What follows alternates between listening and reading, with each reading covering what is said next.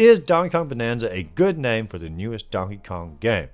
I don't know. I personally did not find it too appealing.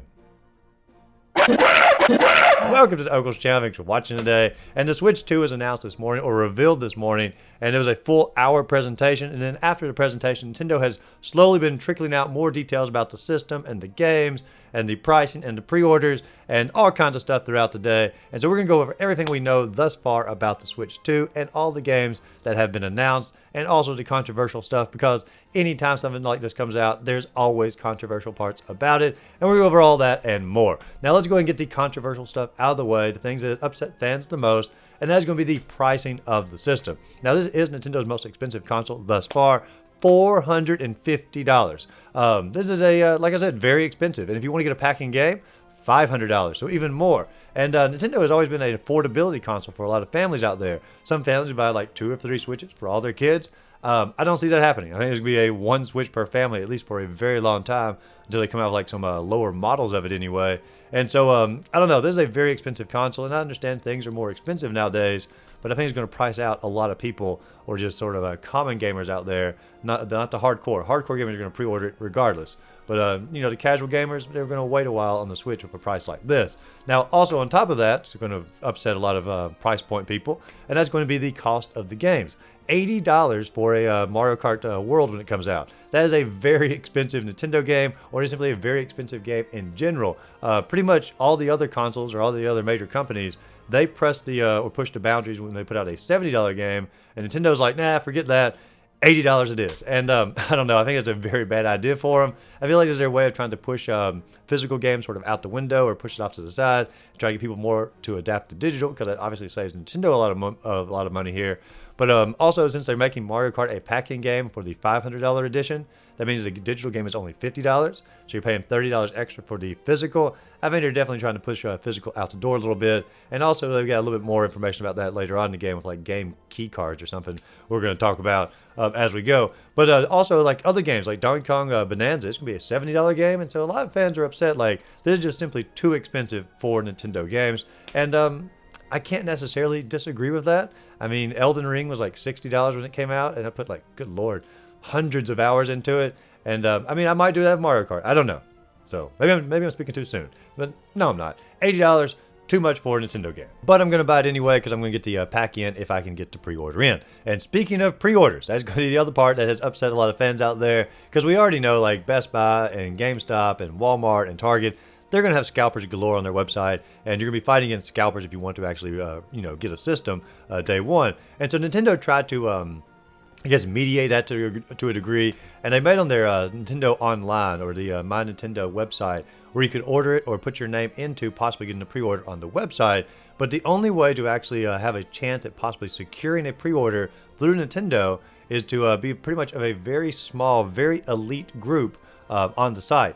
First off, you have to have had a Nintendo Switch Online membership for at least 2 years continuously, and you also had to be a member of Switch Online prior to the Nintendo Direct even taking place. And so you can't just rush out there and say, I've been a member for the past, you know, couple years, I let it lapse, I'm joining back in now. Nope, too late. You missed it. But that's not the only criteria. You also have to have a certain amount of playtime. I believe I read elsewhere online you have to have at least 50 hours total lifetime on your Switch, which is really not that much for, like, you know, paid games on the system. I mean, if you want a Switch 2, you've probably put in at least 50 hours on the Switch 1. But those with more playtime are going to have a higher priority on the pre-orders than the lower playtime. So just sort of keep that in mind. And then there's also the sharing usage information with Nintendo, and also opted to share usage information with Nintendo to customize offers and recommendations.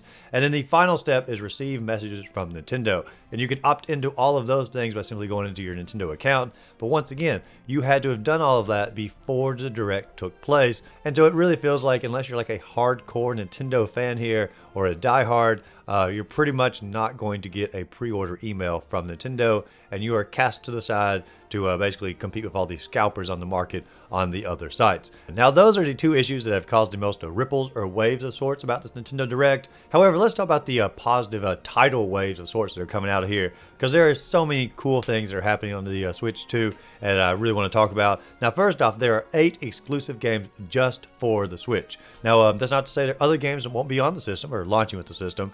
There's obviously going to be tons of third-party games that are coming to other systems that will now also come comes to the Switch 2. But there are 8 exclusive games that have already been announced, and 3 of them are going to be launch titles as well. And so let's go through the launch titles first, and then we're going to go through sort of in order of what's expected. Now, first off, we do have Mario Kart World. Now, this is going to be different than all the other Mario Karts we've had before. In every other Mario Kart, you pretty much have the exact same gameplay. You have your different Grand Prix circuits that you start up, and you race through like 4 or 8 tracks, depending on the game that you're playing. And, you know, try to win first, and that's pretty much the core concept of the game. However, in this one, it's going to be more like an open world of sorts. I mean, it's Mario Kart World, and so like you select a Grand Prix, you start off where you have to drive to that individual race, and then once you race on that track, then you basically finish that up, and you have to then travel across the world and find the next track in that circuit to race in, and they're making it somewhat of like an adventure mode out of this. I'm going to put it more akin to Diddy Kong Racing, or at least that's what I'm hoping for anyway. I don't know that for a fact, but judging from the footage I've seen and some of the things I've read about, it definitely feels like it's going more in that, I guess, adventure mode aspect. There's also going to be a free roam mode where you and your friends can just sort of basically cruise around the entire track. I assume there's different collectibles and different missions that you can do, and they're going to make it more like a Mario game mixed with Mario Kart. If I was guessing, once again, a little bit of speculation is happening here. And then there's also a different mode called Knockout, and they've really made it like sound like this is a groundbreaking mode. It's really not. Essentially, you race across the world here from circuit to circuit or from track to track, and as you're going, whoever's in last place at certain checkpoints gets knocked out of the overall race, and you have to restart over, and you know the rest of the people continue on their journey there. And that's been in like a ton of racing games throughout the years. I mean, I played a lot of retro games, even like some of the Game Boy games from like the 90s. They had a knockout mode, and so that's nothing groundbreaking. I don't really know why they're advertising that quite as much. But the free roam and the open world aspects of the other part of it, the adventure part, very excited for Mario Kart World. These other games are going to be a launch title. It's going to be Nintendo Switch Welcome Tour. And this is basically like the 1-2 switch of our era here. And it's a game that should have been a packing game. It's going to showcase all the different features, like little different mini games, showcasing what the Joy-Cons can do, what the Switch 2 can do. And it should have been a packing game, and I really am disappointed they're charging for it. But they charged for the 1-2 switch. And so I guess they set a precedent of that, and it was pretty much a success for them. So I guess they're going in the same direction here. The other launch title, which is probably going to be a download only if I was going to guess, is the next game in the series of Survival Kids, which was a Game Boy Color series from like 20 years ago. And it's actually a really fun Game Boy Color series. It's my wife's all-time favorite Game Boy Color games. That tells you anything about the success and the overall quality of the series. I've played the first one, I've not played the second one, and I'm actually pretty excited for a third one to come into the series here. And it's not a straight remake. Like, the story is different, because I was watching the trailer here. I was like, it's not exactly the same. It's a little bit different, and it's going to be like a fast-paced co-op action game, and I assume it's local. Didn't say it, but I'm going to assume it's local, and if it's local co-op, we will definitely be picking this up on pretty much day one of the Switch as well, because like I said, it's my wife's favorite Game Boy game, a co-op game we can play together. I'm pretty excited for it, but if you are looking at the graphics, this does not look like a Switch 2 game. This could have easily been played on the Switch 1. It's odd for them to make it a Switch 2 exclusive, except just to have another game that you can't play on your other systems. Now, you also have a game called Drag and Drive, which is basically a wheelchair basketball mixed with a Rocket League here. And you can actually use the Joy-Cons to, I guess, imitate the pushing of wheels in your wheelchair and shoot the ball. So it's an interesting concept for a game. I can't say I've ever seen a game quite like it. That's coming out in the summer. Then winter, we have Hyrule Warriors Age of Imprisonment, which is a prequel to Tears of the Kingdom. Obviously looks very similar to the other Hyrule Warriors games. I'm not a huge fan of that particular offset of Zelda. I probably won't be picking it up, but it's still, for fans of the Hyrule Warriors, probably a great announcement for you. Then to be announced, as far as like not necessarily a specific release date, we have Kirby Air Riders, which is a sequel to a GameCube game. I've never played it, but everybody said it's fantastic, so I'm assuming this one will also be in a similar vein. And then the game I am probably actually most excited about is going to be Duskbloods. Now, this is the From Software game that I had no idea, and judging from like the internet reaction, I don't think anybody had any idea that this was going to be announced for the Nintendo Switch 2. From Software has never released an exclusive game on the Nintendo system, and to my knowledge, they've only ever released one game at all, and that's going to be Dark Souls Remastered on the Switch. And so there's no telling what Nintendo paid to get a From Software exclusive on their system. The trailer looks absolutely fantastic. It has the almost like a Bloodborne aesthetic mixed with vampires here, and a little bit more of a steampunk direction as well. It reminded me like a almost even though like Lies of P is somewhat of a takeoff of Bloodborne, it reminded me like an in-between of Lies of P and Bloodborne. Now, initially I was very, very excited for this, and I'm still very, very excited. However, like I thought it was going to be a one-player game when it first got announced, and it's actually what they're going to be calling P versus E. And so it's not going to be a straight out, multiplayer where you're just simply fighting against other people. But at the same time, it's also not a multiplayer game where you're just teaming up with other people to take down bosses like what Night Rain is going to be. It sounds like it's a in-between here, and I'm really interested to like see how exactly that's going to play out. I'll probably do a second video about Duskbloods, but I'm very excited for that one. I'm just a little bit confused as far as like the overall direction that they're going in, but I do wish it was a single-player game, but that'd probably take a more... I don't know, development time, and From Software probably wasn't going to put that much, Nintendo probably didn't pay enough for From Software to do an individual story-driven game or lore-driven game of sorts. Now, once again, these are the only exclusive games for the Switch 2, but there are plenty of third-party games that have either been released on other consoles already, they're now going to be ported over to the Switch 2, or simply going to get a simultaneous release of the Switch 2 and those other consoles. And there's even going to be some games that came out on the Switch that are going to be ported over, and we're going to talk about the Ultimate Edition of those in just a second. But I have a running list on the screen here of games that are going to be getting basically a port over to Nintendo Switch that are 100% confirmed. You got like Borderlands 4, Elden Ring Tarnished Edition, Hollow Knight Silk Song. That's a big one. Everybody's sort of wondering if that even existed anymore.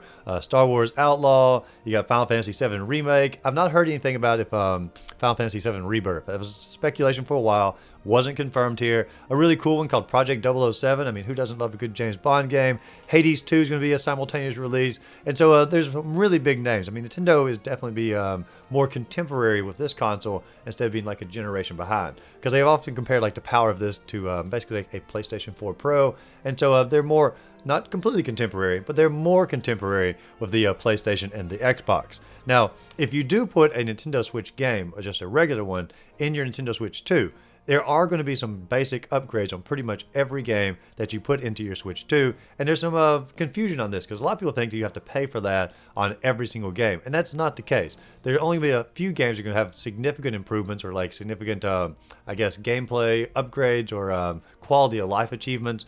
And if that's the case, you do have to pay an upgrade. But for the vast majority of games, if you just simply put in your Switch 2, you are going to get basically a better frame rate, better performance, probably faster load times. Things such as that with pretty much every game. Just basically like if you took a PS4 game, put in your PS5, you're going to get those basic upgrades just simply by playing it on a faster machine. However, there are some games that are going to be like dedicated, going to get a Switch 2 edition, and those are going to cost money if you want to buy like the specific game, or if you already own the game, you can pay things like $10 or maybe $20 in some cases, and then you can move up to the Switch 2 edition. Now, for those games, we do have a list of those that have already been confirmed here, and those are going to be as follows. We do have Zelda Breath of the Wild, as well as Tears of the Kingdom. You get something called Zelda Notes in the game, which connects to your Nintendo Switch app. Don't know exactly how it works, but you do get the frame rate, the faster load times, HDR support. So all that's included for the Zelda games. You get Super Mario Party Jamboree, Jamboree TV Edition, which is going to be like a new extra little gameplay mode. We'll talk about the camera stuff in a second. Kirby and the Forgotten Land is going to have a DLC called the Star-Crossed World. Once again, so they're actually like adding stuff to the game. It's not just simply a improved frame rate. They're actually making the games better in general. Pokemon Legends ZA. Well, I'll take back what I said because it just simply says improved frame rate for the Switch 2 edition on that. And then Metroid Prime 4 is probably the one that has the biggest upgrade for the Switch 2.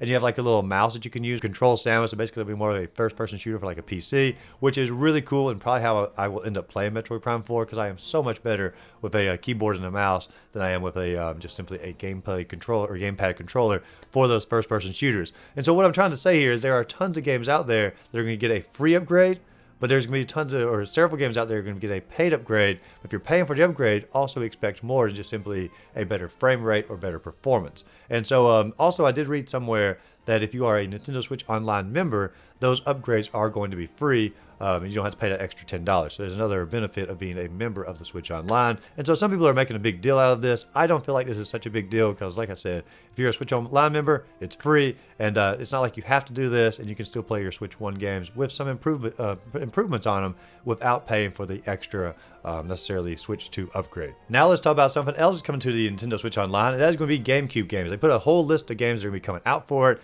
A good little selection here as far as like the launch games are going to be Soul Calibur 2, Wind Waker, and F-Zero. That's a little light for a launch title here. Now, I'm not not knocking any of the games. I'm excited to play all of them. I've never actually played F-Zero on the GameCube, so I'm looking forward to that. But like, I don't know, like 3 games to start off with. That's a fairly weak library here. But Wind Waker, I am very excited to have it on here. I would rather them just simply port over the Wii U version, as far as like the upgraded version of Wind Waker. But you know, beggars can't be choosers on that, so we are finally getting GameCube games. You can also get a GameCube controller from Nintendo's official website, but you can only order the GameCube controller initially if you were one of the few lucky people who got chosen for the Nintendo Switch pre-order on their actual website. That's the only way to get the GameCube controller. You can't just simply order it on its own. Yeah, so if you like got your pre-order for like Best Buy or somewhere, you can't log onto Nintendo's website and get a GameCube controller. You have to get the system itself through Nintendo in order to have the opportunity to get the GameCube controller, at least at the moment. Now, as far as like new features on the Switch 2, we do have 4K 60 frames per second docked, which is obviously a huge improvement. I never expected 4K on that. 1080p, 120 frames per second when you're in handheld mode. I assume 120 frames per second handheld mode. I could be wrong. I'm not positive on that. It may be 120 frames per second if docked at 1080p, but you're still going to get 1080p at least in the handheld mode. There's also 256 gigabytes as far as like memory in the system, which is a big improvement. You don't necessarily have to buy a micro SD card anymore. That's plenty to house lots of games here. The Joy-Con, like we mentioned earlier, can now be swapped over to being a mouse, which we had speculated for a long time. Now we know for sure. And there's also something called Game Chat, which is the mysterious C button that was on the controller for a long time. And you can basically chat with your friends now on the Nintendo system. And so this has been going on for like 15 years on other consoles. Nintendo is finally catching up here. But also they include like an extra little thing. It has like a little camera you can attach to it as well. And you can sort of talk to your friends and they can see you. And it also puts like your game screen behind you. And so, I don't know, like it's sort of cool. But if I'm being honest, like I'm probably never going to actually use that feature, and I'm probably never going to. I'm definitely not going to buy the camera. But I don't know. As far as like the chat, I might use the chat. I'm never going to use the video capabilities of it, but the chat will come in handy, and it's nice to see Nintendo finally catching up on that. But overall, there's a lot of great stuff coming out of this Direct. I'm excited for the new system. I'm excited for the upgrades on the system itself. I'm excited to play my old games in a little bit better quality here. But I'm most excited for Duskbloods. I'm excited that From Software is actually working with Nintendo. I'm excited for Mario Kart Tour. Oh my gosh. I left out an entire Nintendo exclusive game here. I can't believe I forgot about it. Donkey Kong Bananza. I even made a joke about this game at the beginning of the video. But this is coming out in like, this is for release date of July 17th. And so it's coming out. And it really is the first 3D Donkey Kong game since the N64. And people have been wanting this for a long time. And I like Donkey Kong 64. And I'm excited for it. But it really looks more like a Hulk smash type game where you're just simply going around and destroying everything is Donkey Kong. I'm not really sure what the gameplay mechanics are going to be for this, but I am excited for it. I mean, it does look pretty good, but it is a differently, or certainly a different take for Donkey Kong, at least in my opinion, and people are going to obviously criticize the design. They're already upset he looked like this in Mario Kart, so I've not heard any talk about it yet, but I'm pretty sure they're going to be upset he looks like this for his actual first 3D game in like 25-ish years, something like that. So either way, that's another first-party game. But overall, lots of great games coming out, lots of great third-party games being ported over. I'm very excited for the system. I wish the price was a little bit better, but it is what it is, and we're just going to have to live. But what do you all think? Are you excited for the Switch 2? Are you going to pre-order it? Which games are you excited for? Let me know in the comments down below. If you enjoyed the video, be sure to like and subscribe to the channel. Check out my other videos listed up above. And go out there and find a great game to play. Simply have a great rest of the day.